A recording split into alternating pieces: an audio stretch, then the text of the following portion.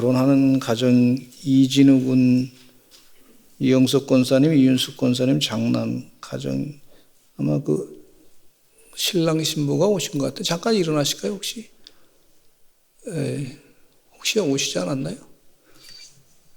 예. 오셨으면 박수 한번 쳐드리려고 했더니 그냥 박수 한번 쳐드리겠습니다. 오신 것 같아요. 죄송합니다. 요즘에 결혼하는 가정 보면 부러워 죽겠어요. 제가. 누가 그러더라고. 부러우면 지는 거라고 그래서. 지든 말든 부러운 거 어떡하겠어요. 하나님께 부럽습니다. 그렇게 얘기하고 있어요. 우리 할렐루야 찬양대 찬양에 큰 은혜 받았습니다. 세계에서 제일 잘하는 찬양대입니다. 제가 2부 예배 때도 이런 얘기 했어요. 근데 너무너무 잘하는데 지난주보다 더 잘하신 것 같아요. 더 은혜가 됐어요. 근데 가만히 보니까 이 은혜가 된 것 가운데는 보니까 일주일 동안 기도를 많이 하셨기 때문에 그러신 것 같아요. 들을 귀 있는 자는 들으실 줄로 믿습니다. 기도 많이 하시고 찬양하니까 얼마나 좋은지. 우리 인사 한번 나눕시다. 사랑하고 축복합니다. 기도와 예배가 답입니다. 천대까지 영원히 복받는 가문이십니다. 할렐루야. 하나님의 비전이 이루어질 줄로 믿습니다. 저희 아파트가 21층입니다. 계단으로 올라가기 시작했어요.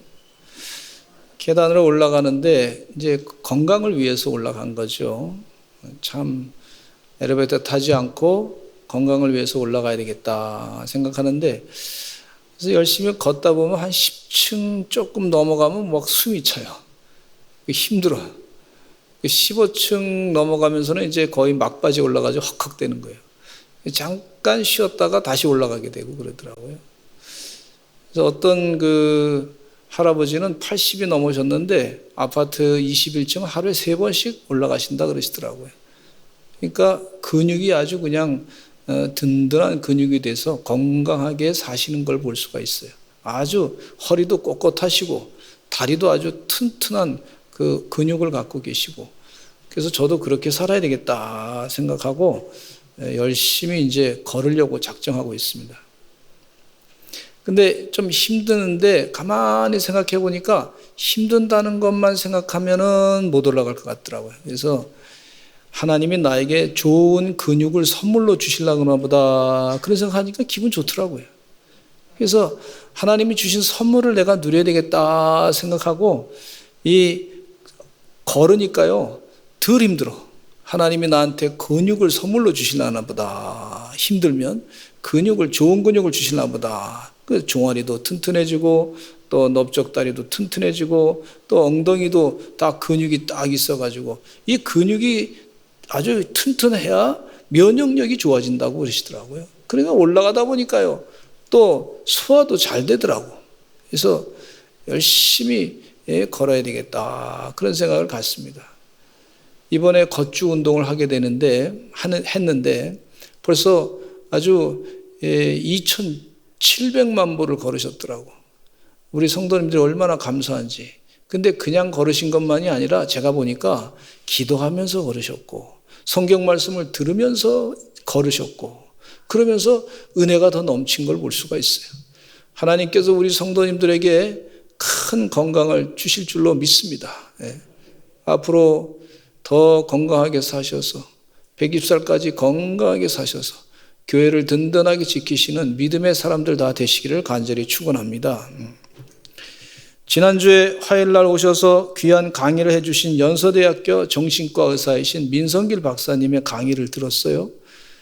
그 강의 내용 가운데 동성애의 정신분석학적인 그런 연구해서 이렇게 물론 이제 동성애에 대한 잘못된 부분에 대해서 말씀해 주고 있어요. 1970년대 동성애가 의학 서적에서 이 정신 질병이 아니다 빼진 과정을 얘기해 주시는데 어떻게 빼졌냐면 하도 데모하니까 의학계에서 과학자들이 하도 데모하니까 시끄러워가지고 조용하게 하기 위해서 그걸 질병이 아니다 정신질병에다 빼버렸어요. 그럼 과학적으로 근거가 없는 거예요. 그러니까 데모해서 뺏은 것이에요. 과학적인 근거가 없단 말이죠. 예? 데모하면은 얻는다. 과학이 이 언론에 의해서, 여론에 의해서 졌다. 그렇게 볼 수 있는 거예요. 70년대 이전에는 이 정신분석적으로 그것을 어떻게 치료할 것인가 논문이 많이 나왔어요. 근데 그 이후로는 논문이 나올 수가 없어요. 질병으로 얘기 안 하니까. 그게 문제란 말이죠. 그걸 걱정하면서 이 원장님이 앞으로 우리 살아갈 우리 후손들을 보면 걱정이 많다. 그런 말씀하시면서 요즘에 우울하다. 이런 얘기 하시더라고요. 그래서 제가 나중에 끝나고 난 다음에 물어봤어요. 그럼 교수님 우울하신데 정신분석학적으로 분석학자가 우울하신데 어떻게 해결하십니까? 그랬더니 Walking in the sunshine 이런 얘기 하시더라고. 무슨 얘기냐면 햇빛을 쬐면서 걸으면 됩니다. 그래서 제가 기분을 좀 풀고 있습니다. 나 나름대로의 그런 방법을 가지고 기분을 풀고 있습니다. 웬만한 우울증을 해결하는 것 가운데 햇빛을 쬐면서 걸으면 우울증이 사라집니다. 얘기해 주시더라고. 여러분 열심히 걸으시기를 간절히 축원합니다. 하나님이 주신 거예요. 하나님이 주신 지혜예요. 선물을 주신단 말이죠. 햇빛을 쬐면서 걸으니까 비타민 D도 선물도 주시고 건강도 선물도 주시고 걸으면서 기도하니까 또 기도도 응답하시고 역사가 나타나게 되는 줄로 믿습니다. 집안에서 가만히 있지 마시고 자꾸 나가서 걸으시는 그런 건강한 주의 종들 되시기를 간절히 축원합니다. 예수님도 사역하실 때 얼마나 많이 걸으셨는지 몰라요. 나귀를 타신 경우도 있지만 거의 드물고요. 대부분 걸으셨어요. 그러니까 우리가 걷는 것을 소홀히 하지 말아야 될 줄로 믿습니다. 이번 캠페인이 끝나더라도 계속해서 좋은 습관을 가지시기를 간절히 바랍니다. 오늘은 예수님이 고난을 당하신 고난주간의 시작이에요. 예루살렘에 들어가신 예수님은 군중들로부터 호산나고 소리를 지르면서 예수님을 환영했습니다. 종려나무 가지를 든들거나 길에 깔아놓거나 하면서 환영을 막 했어요. 그러나 얼마 먹고서 이 군중들은 우리 장로님 기도하신 것처럼 군중들은 이스라엘의 왕, 독립된 세상적인 제국주의 왕을 원했단 말이죠. 그래서 환영을 했는데 이제 예수님은 그게 목적이 아니란 말이에요. 하나님의 나라의 왕 대신 예수님께서 십자가에 못 박혀 죽음을 당하시고 섬기는 자로서 죄를 대신 다 짊어지시고 죄 사함 받는 그런 하나님 나라의 사람들을, 제자들을 다 백성들을 만드신 것을 볼 수가 있습니다. 근데 이번 고난 주간에는요, 예수님께서 이제 십자가에 못 박혀 성금요일 날 이제 돌아가셨는데, 이 고난 주간 생각하면서 하나님이 우리의 귀한 선물이다. 그렇게 생각하고, 하나님이 예수님이 말해, 하나님이 우리에게 주신 선물이다. 그렇게 큰 선물이다 생각하시고 오늘 말씀을 들으시기를 간절히 축원합니다. 제가 저희 아내 보고 내 생일날인데 당신 나의 선물 좀 사줘야 되지 않느냐 그랬더니 뭐라 그러냐면 내가 선물이다 이러시더라고. 제가 아내가 그래도 저희 아내 내가 선물이요 이러더라고요. 그래서 가만히 생각해 보니까 진짜 선물인 것 같아. 사람이 선물이더라고. 그래서 야 이게 물건이 선물로만 생각해서는 안 되겠구나. 우리 하나님이 선물 우리에게 주셨는데 예수님을 선물로 주셨다. 이것도 깊이 우리가 생각해 볼 문제예요. 깊은 은혜 가운데 살아야 될 줄로 믿습니다. 우리 자녀를 보면서 자녀도 우리 하나님이 주신 선물이구나 이런 생각을 갖게 돼요. 우리 성도님들이 옆에 앉아 계신데 이분들이 하나님이 나에게 주신 선물이구나 이렇게 생각하시기를 간절히 축원합니다. 나를 위해서 기도해 주시고 같이 신앙생활하고 같이 믿음생활 감당하기 위해서 서로 믿음이 자라기 위해서 서로 격려해 주고 도와주고 이게 선물이에요. 선물. 아 우리 교회가 선물이구나. 우리 예수님이 선물이구나. 하는 것을 깨닫는 주의 종들 되시기를 간절히 축원합니다. 근데 선물은요, 공짜란 말이에요. 공짜로 선물을 주시는데, 이 공짜라고 해서 값어치가 없는 게 아니에요. 공짜라고 해서 값어치가 절대 아주 무가치한 게 아니란 말이죠. 공짜지만 이 선물의 가치는 세상이 상상할 수 없는 엄청난 가치가 있는 선물인 줄로 믿습니다. 저희 아내가 저에게 선물이다 그랬는데, 그 아내가 말이죠, 진짜 내 돈 주고 아내 산 게 아니에요. 그냥 하나님께서 선물로 주셨으니까 하나님이 거저 주신 거란 말이에요. 그런데 거저 주신 은혜 가운데 진짜 귀하더라고요. 귀하. 내가 돈 주고 산 게 아니고 하나님이 거저 주셨는데 생각하면 생각할수록 귀하게 자꾸 여겨지는 거예요.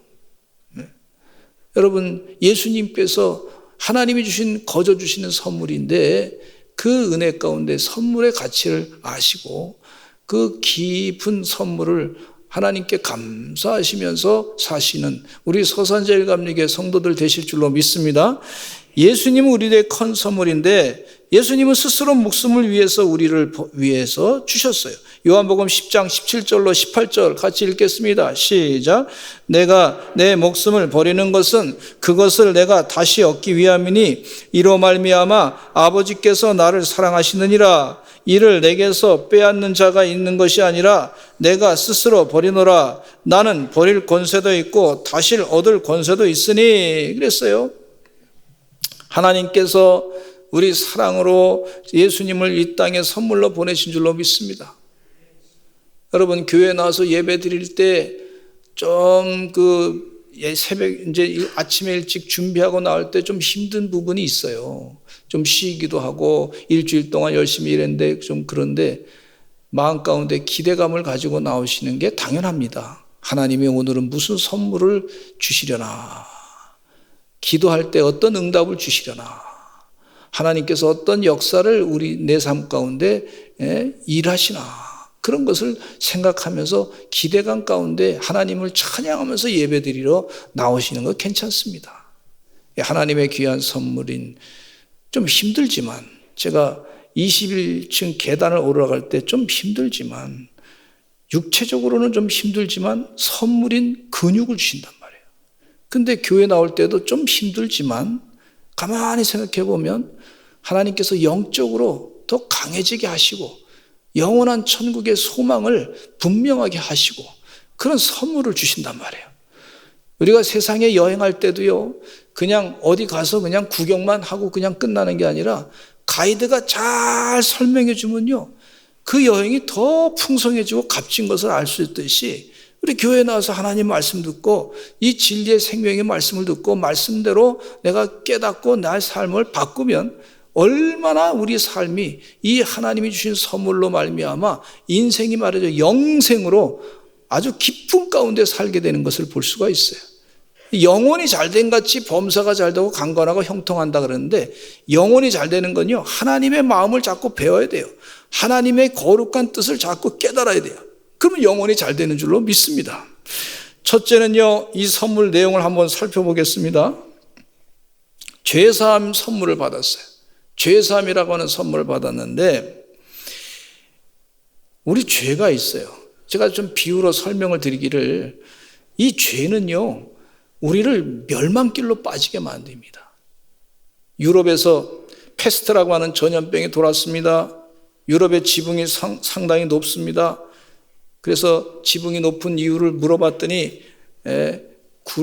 눈이 많이 오면, 아주 많이 와서 이 지붕이 그 눈 무게 때문에 집이 무너질 수 있으니까, 그래서 눈이 빨리 빠지기 위해서 그렇게 그 지붕을 높게 세웠다 했다, 그렇게 얘기해요. 근데 또 하나 이유는 가이드가 얘기하기를, 이 사람들이 이 유럽에서의 지붕이 높은 것 가운데 하나는 쓰레기를 버리기 위해서 창문을 열고 쓰레기를 다 버리면 그 쓰레기가 길바닥으로 뚝 떨어지게 하기 위해서 지붕을 높이 세웠다, 이런 얘기 하시더라고. 그래서 그러면 그때 14세기 때 15세기 때 중세 때 쓰레기 안 치웠냐 그랬더니, 그 사람들은 쓰레기를 잘 안 치워가지고 할 수 없이 길을 걸어갈 때 걷기가 불편하니까 힐을 아주 구두굽이 높은 힐을 신고 다녔다는 거예요. 일본 사람이 게닥작 신고 다니듯이. 그래서 힐이 남자들도 힐을 아주 높은 힐을 신고 다녔다고 그런 얘기 하는 거예요. 피해 다니면서. 그러니까 참 웃기는 얘기죠, 지금 생각하면. 그런데 그 쓰레기 때문에 쥐새끼들이 막 늘어나고 말이죠. 그 쓰레기 때문에 파리가 끼고 말이죠. 전염병이 돌고 막 바이러스가 막 창궐하고, 그래서 패스트로 말미암아 사람들이 유럽 인구의 절반이 다 죽음을 당했어요. 쓰레기 치우면 되는데, 그러면 질병이 안 옮기는데 이 쓰레기를 그냥 두고 있으니까 인류 역사에 교훈을 주시는 것은 뭐냐면, 쓰레기를 그냥 두면 전염병이 옮겨서 죽는다. 그것도 반이나 죽을 수 있다 하는 교훈을 주었단 말이에요. 그런데 쓰레기는, 바깥에 있는 쓰레기는 우리가 치우기가 쉽지만 우리 마음 가운데 있는 이 죄된 쓰레기, 이것은 치우기가 쉽지 않아요. 바깥에는 눈에 보이니까 쉽게 쓰레기를 치울 수 있어요. 바깥에 있는 사마귀는 암이라고 그럽니다. 그럼 눈에 보이니까 쉽게 제거할 수 있어요. 그러나 우리 속 안에 있는 그런 암덩어리는 잘 안 보이니까 쉽게 제거하기가 어렵습니다. 마찬가지로 우리 마음속에 있는 이 죄는요, 자꾸 이게 쉽게 제거하기가 어렵습니다. 근데 이 마음에 더러운 죄, 쓰레기 같은 죄, 이것이 계속 있으면은요, 그 안에 뭐가 사냐면 마귀 사탄이 살 수밖에 없고, 귀신이 살 수밖에 없고, 악령의 역사가 살기가 좋은 장소로 만드는 걸 볼 수가 있어요. 그걸 아시는 예수님께서 이 땅에 오셔서 우리의 더러운 죄를 사해 주시기 위해서 십자가에 못 박혀 돌아가시면서 이 피를 흘리셔가지고 그 피로 말미암아 더러운 죄를 다 씻겨주신 것을 볼 수가 있어요. 다른 거는 해결할 방법이 없단 말이에요. 그래서 예수님께서 우리의 더러운 죄를 다 씻겨주심을 믿습니다 할 때 내 죄를 회개하고 성령 충만해서 깨닫게 되고, 그 죄를 회개하는 순간에 죄를 딱 깨끗하게 씻겨주시는 은혜가 있는 것을 볼 수가 있어요. 할렐루야. 그래서 죄사함의 선물을 우리 주님으로부터 받은 줄로 믿습니다. 우리가요, 이 땅에 살면서 죄의 습성이 있어요. 그 습성은 쓰레기와 같은 거예요. 그 쓰레기를 치워버리면 마귀가 우리를 공격하지 않습니다. 요한복음 13장 2절 말씀에 이런 말씀이 있습니다. 시작. 마귀가 벌써 시몬의 아들 가룟 유다의 마음에 예수를 팔려는 생각을 넣었더라.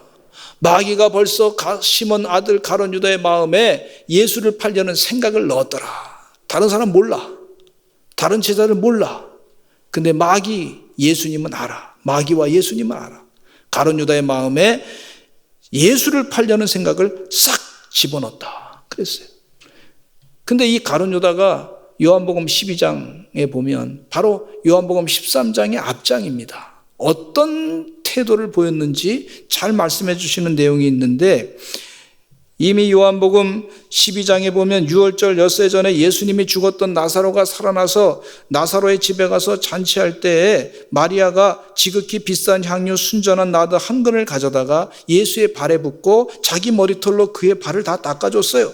향유 냄새가 온 집안에 가득하게 됐습니다. 이런 상황을 보고 있던 가룟 유다가 이렇게 얘기합니다. 이 향유를 팔아서 300데나리온 정도 되는데 가격까지도 알아. 기가 막히게 알아. 가난한 사람들에게 나눠주지 아니었느냐 화를 잔뜩 냈어요. 근데 요한복음 12장 6절에 사도 요한이 이렇게 씁니다. 같이 한번 읽어보겠습니다. 시작. 이렇게 말함은 가난한 자들을 생각함이 아니요 그는 도둑이라 돈깨를 맞고 거기 넣는 것을 훔쳐가미러라. 벌써 이미 가룟 유다는 돈깨를 넣고 돈깨를 맡아가는 사람인데 그걸 슬그머니 훔쳐가기 시작했어요. 처음에 바들도둑이 소도둑 된다는 것처럼 처음엔 조금 훔쳤겠죠. 표가 안 나게 훔쳤겠죠.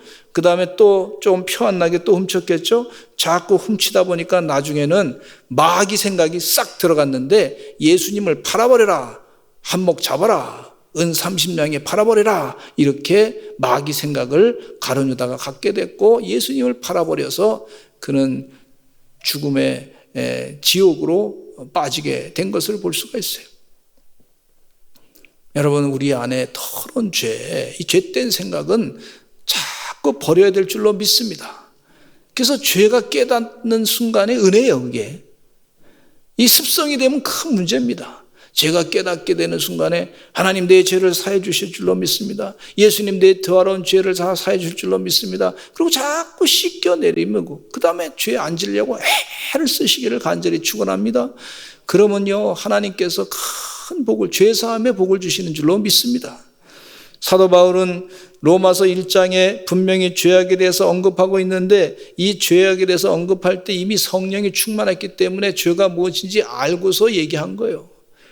그래서 로마서 1장 1장에 있는 말씀을 보면 이 성령 충만해서 죄를 깨닫게 하는 장이다, 그렇게 볼 수가 있어요. 바깥의 쓰레기는 분명히 치우기가 쉽습니다. 그러나 우리 몸 안에 있는, 마음 안에 있는 엄청난 죄악의 쓰레기는요, 예수님의 보혈의 피로 씻을 수밖에 없어요. 자꾸 주님의 말씀을 마음 가운데 들으시기를 간절히 축원합니다. 하나님의 마음을 자꾸 배우시기를 간절히 축원합니다. 예수님의 마음을 배우시기를 간절히 축원합니다. 우리는 자꾸 배워야 돼요. 불교처럼요, 마음을 비우는 게 아니에요. 우리는 성령으로, 하나님의 영의 마음으로 자꾸 채워야 될 줄로 믿습니다. 그리고 악령의 생각을 밀어내는 거예요. 예수님이 주인 되시고 악령의 생각은 밀어내시고, 그래서 성령 충만해서 그리스도 안에서 생명과 자유로 해방받는, 생명의 성령의 법으로 해방받는 그런 역사로 죄사함 받고 살아가게 되는 줄로 믿습니다.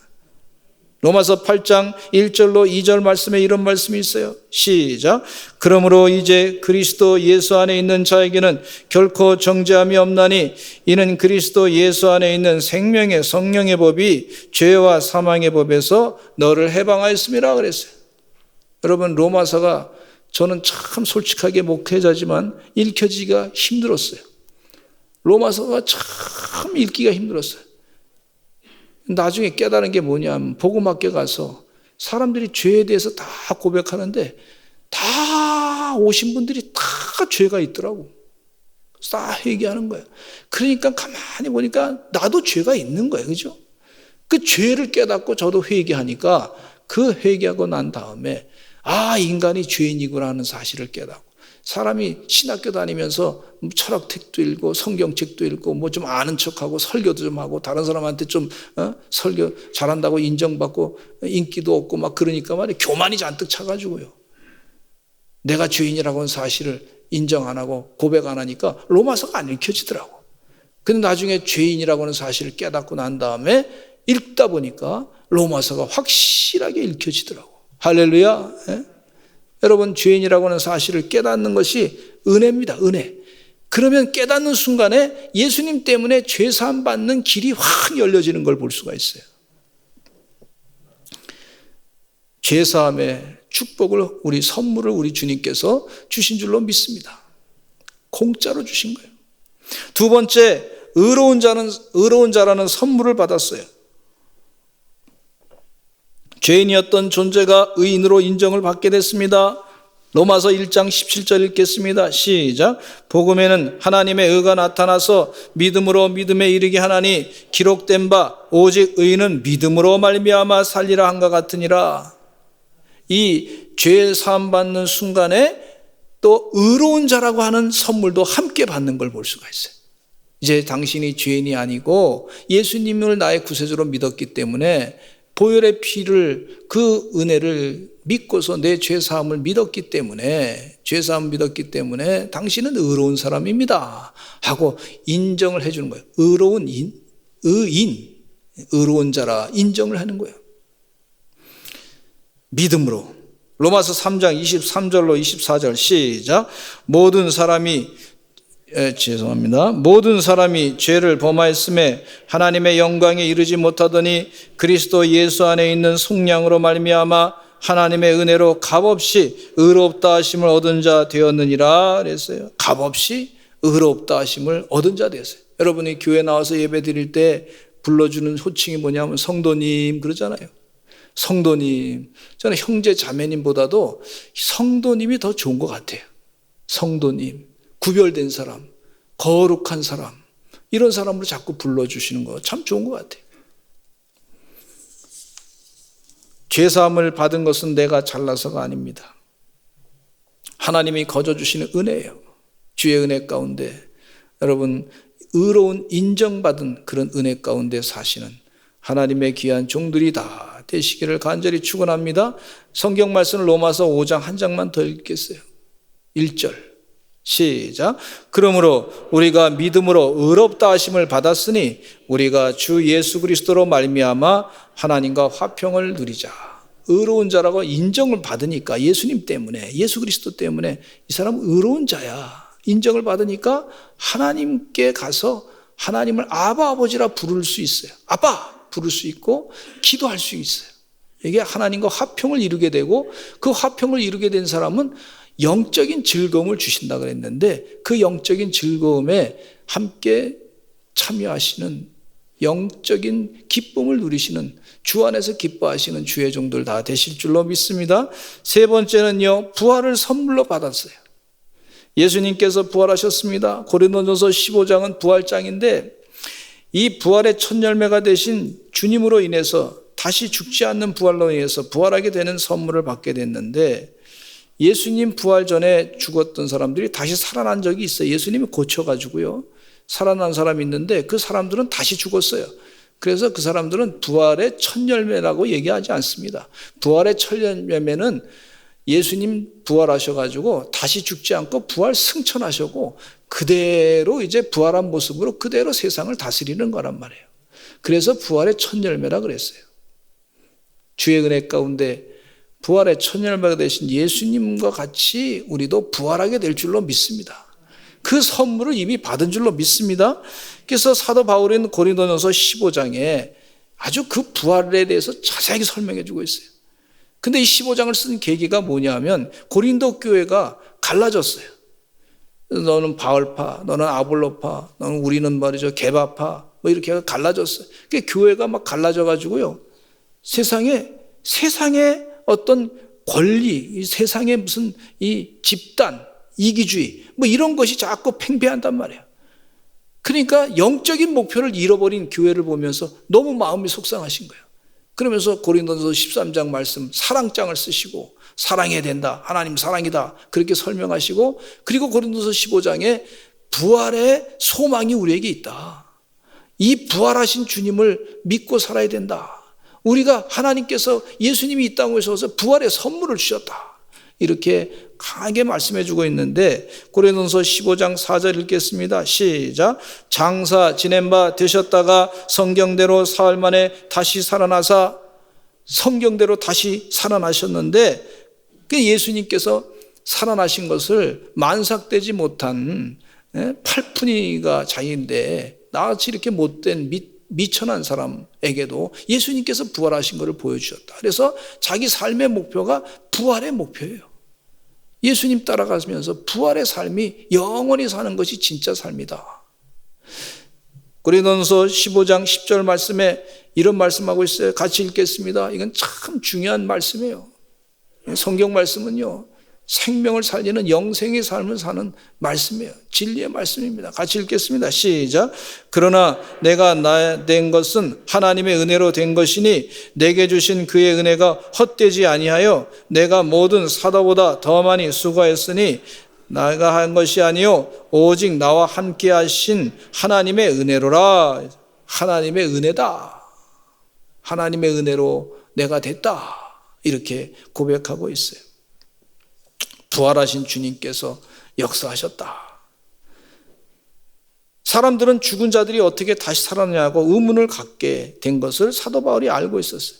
근데 바울은 설명하기를 육체는 다 같은 육체가 아니니 하나는 사람의 육체요, 하나는 짐승의 육체요, 하나는 새의 육체요, 하나는 물고기의 육체고 하늘에 속한 형체도 있고 땅에 속한 형체도 있고 하늘에 속한 것의 영광이 따로 있고 땅에 속한 것의 영광이 따로 있습니다. 죽은 자의 부활도 마찬가지로 썩을 것으로 심고, 잘 들으세요. 썩을 것으로 심고 썩지 아니할 것으로 다시 살아나게 됩니다. 욕된 것으로 심고 영광스러운 것으로 다시 살아납니다. 약한 것으로 심고 강한 것으로 다시 살아납니다. 이 썩을 것이 반드시 썩지 아니함을 입겠고 이 죽을 것이 죽지 아니함을 입을 것입니다. 성령 충만한 사도 바울은 죽음의 권세를 이기시고 부활의 기쁨과 승리를 선언하고 계신 것을 볼 수가 있어요. 예수님 부활하신 것처럼 우리들도 부활해서 영원히 이 세상을 다스리게 될 줄로 믿습니다. 예수님께서 십자가에 못 박혀 돌아가신 것은요, 우리 인생에 좀 경제적인 여유를 가지고 살기 위해서 십자가에 못 박혀 돌아가신 거 아니에요. 물론 그것도 있겠지만은 그건 아주 미약한 거예요. 우리 인생에 좀 건강하게 살기 위해서 십자가 예수님께서 그래서 목숨을 버리고 그렇게 십자가에 못 박혀 돌아가신 건 아니에요. 그 정도만이 아니에요. 또 우리가 사업이 좀 잘 되게 하기 위해서 예수님이 십자가에 못 박혀 돌아가셔서 생명을 그렇게 귀한 생명을 우리에게 주신 그 정도가 아니란 말이에요.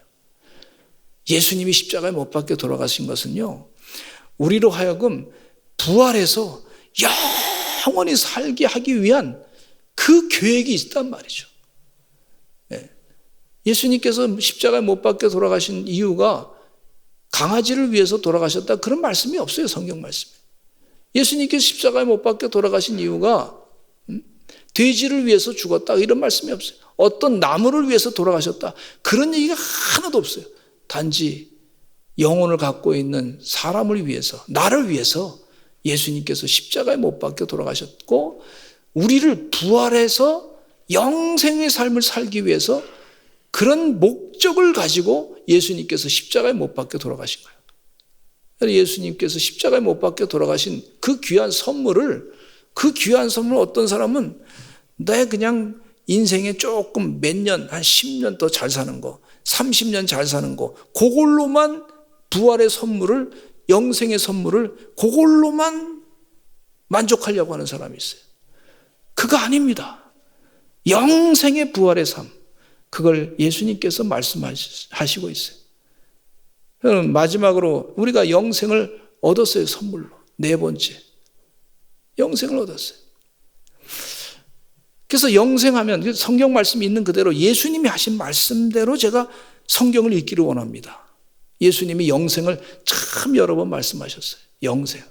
그럼 우리가 영생을 예수님이 약속하신 대로 영생을 살아야 될 줄로 믿습니다. 지금 이미 예수 믿고 영생을 사는 줄로 믿습니다. 이 믿음을 가지고 사시는. 근데 영생을 살아본 사람이 없어요. 아니, 세상에 나가면 영생을 지금 우리가 살고 있는데 그 영생을 다 살아보고서 그렇게 영생 모른단 말이죠. 우리도 어렸을 때 태어나 보니까 인생을 사는데 인생을 어떻게 사냐? 다 살아보고 인생이다. 이렇게 잘 모르잖아요. 미래에 대해서. 근데 사는 거예요. 영생도 마찬가지입니다. 주님 은혜 가운데 영원히 사는 삶이 있어요. 지금 은혜 가운데 주님과 함께 사는 줄로 믿습니다. 성경 말씀, 설교는요, 예수님 말씀이 설교예요.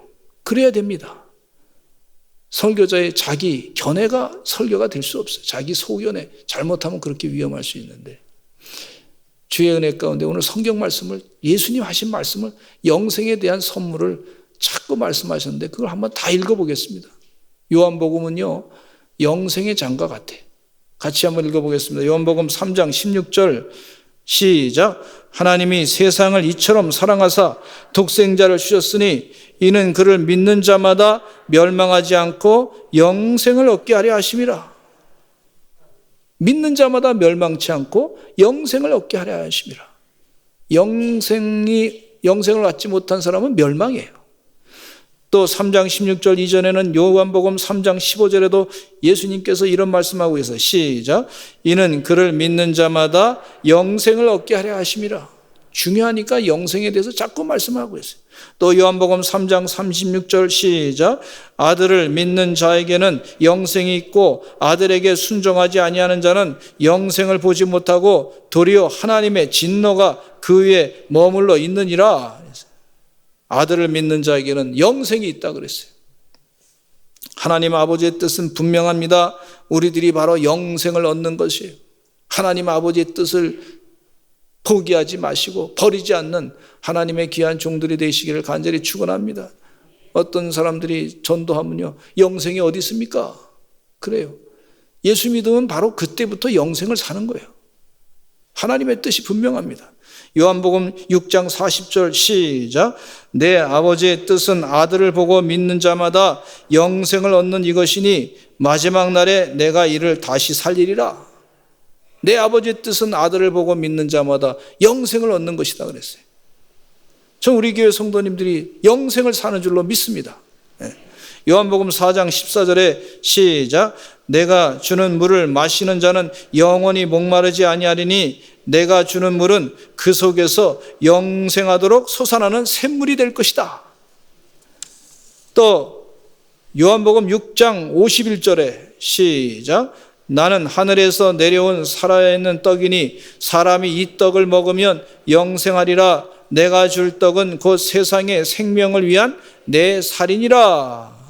영생할 것이다. 요한복음 6장 58절에도 또 반복해서 말씀하고 계십니다. 시작. 이것은 하늘에서 내려온 떡이니 조상들이 먹고도 죽은 그것과 같지 아니하여 이 떡을 먹는 자는 영원히 살리라. 영원히 살리라. 요한복음 10장 28절에도 이런 말씀이 있어요. 시작. 내가 그들에게 영생을 주노니 영원히 멸망하지 아니할 것이요 또 그들을 내 손에서 빼앗을 자가 없느니라. 내가 그들에게 영생을 준다.